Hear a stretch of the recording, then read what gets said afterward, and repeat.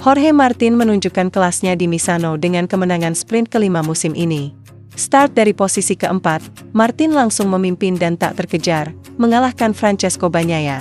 Kemenangan ini memperpanjang dominasinya di Misano, setelah kemenangan ganda tahun lalu.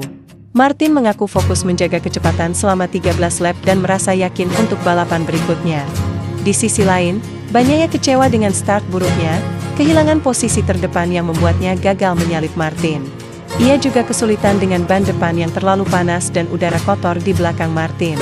Kini, Bagnaia tertinggal 26 poin di klasemen dan bertekad memperbaiki start serta pilihan ban untuk balapan hari Minggu.